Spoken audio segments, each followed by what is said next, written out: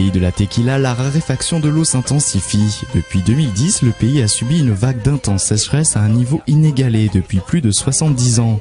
Le manque de précipitations a affecté les 2/3 du Mexique, particulièrement les États du Nord.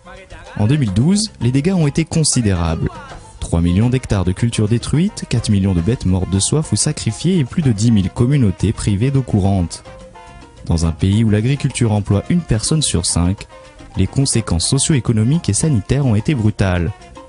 Dans ce contexte, un homme, Sergio Jesus Rico, cet ingénieur chimiste, a décidé d'agir en créant, il y a 10 ans, une entreprise innovante, Silos de Agua.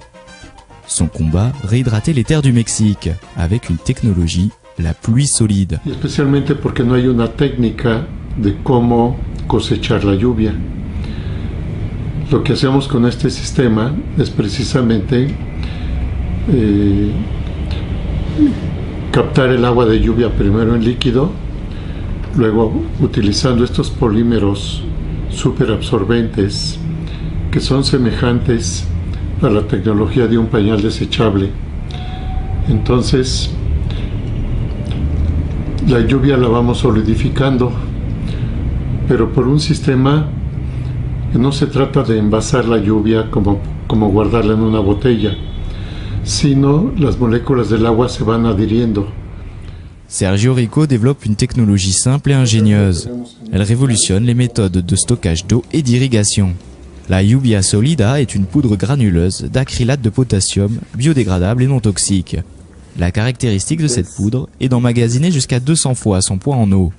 Une dose de 1,5 g suffit à piéger 1 litre d'eau. Aquí hay poco más de 1 litro de agua líquida.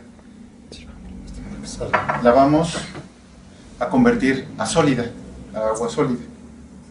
La nueva unidad de medida que se propone es una de estas tapas, que es la de como viene en cualquier botella de agua, bien llena con este producto, con esta tecnología, solidifica 1 litro de agua, que es lo que vamos a hacer en este momento. Entonces, il suffit de verser cette substance dans l'eau que l'on souhaite solidifier et d'attendre. Se produisent alors une ionisation et une précipitation qui permettent aux molécules d'eau de se coller au polymère. Solidificar el agua, sobre todo aquí abajo. Environ 15 minutes plus tard, on obtient de l'eau à l'état solide sous la forme d'un gel. Con un puñito, ajá, mire. Parece como gelatina un poco. Sí. Ahora es extraño. se hace como en forma de Une fois piégé, l'or bleu n'a plus qu'à être mélangé à la terre de nos plantes tomates et autres cultures agricoles. L'important, c'est de maintenir l'humidité autour des racines. Les eaux de pluie ou d'arrosage déversées au gré du ciel et des hommes seront ensuite automatiquement resolidifiées par l'acrylate contenu dans la terre. Ce gel sera réhydraté autant de fois que nécessaire pendant 10 ans, sans besoin de réintroduire des granulés. L'eau de pluie solidifiée et piégée hydrate la terre de manière continue. La diffusion de l'humidité dans les racines se fait progressivement et permet d'éviter le stress hydrique des plantes. L'eau ne s'infiltre pas dans la terre ni ne s'évapore. Elle est absorbée et solidifiée. Desde el 18 de abril del 2005 se siembra esta planta. Aquí colocamos 5 kilos de tierra, le mezclamos a toda la tierra 5 tapas de refresco con toda la tierra y luego le agregamos 5 litros de agua, pero como el agua se solidifica y ya no se sale de la maceta, aumenta el volumen. Y ya no volvemos a echar agua hasta que las hojas lo pidan. Mientras las hojas están verdes y así vigorosas, no tenemos que regar. Y el volumen de la tierra va bajando porque la planta se está tomando el agua. Y llega el momento que las hojas empiezan a acusar estrés hídrico y en ese momento reponemos solamente 5 litros de agua y anotamos la fecha del riego, considerando también los días que pasaron con respecto al riego anterior. Y hemos tenido periodos de más de 300 días sin una gota de agua. L'eau solide peut être transportée facilement sur des zones asséchées et nécessiteuses. Plus besoin de pompes, de tuyaux, d'énergie électrique ou de camions-citernes. L'eau solidifiée peut se mettre dans des sacs que l'on peut stocker facilement. Les fertilisants chimiques et engrais sont moins utilisés.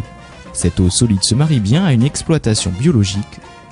En moyenne, il faut 10 arrosages traditionnels avec de l'eau liquide. Il n'en faut qu'un seul avec de l'eau solide. Cela fait des économies de 80 à 90% sur tous les coûts d'irrigation. L'invention du Seigneur Eco est déjà utilisée avec succès en Inde pour les cultures de mangue, de cacahuètes, de coton, de blé ou de fleurs. Elle s'exporte aussi en Colombie, en Équateur, en Espagne et au Portugal. Son procédé est utilisé dans les cultures sous serre et dans les programmes de reforestation. Le sexagénaire rêve à présent de convaincre au-delà des initiés et d'essaimer son invention. Son objectif est de lancer une campagne d'information et d'assistance technique. Elle permettrait aux zones les plus touchées par le changement climatique d'optimiser l'usage de l'eau de pluie. Pour ça, il aurait besoin d'un soutien du ministère de l'Agriculture mexicaine. Mais ça n'est pas d'actualité. Il aimerait voir sa technologie utilisée au service des paysans mexicains les plus démunis, pour lesquels il admet qu'elle est encore un peu chère. Pour l'heure, il recueille surtout prix, applaudissements et invitations sur les plateaux.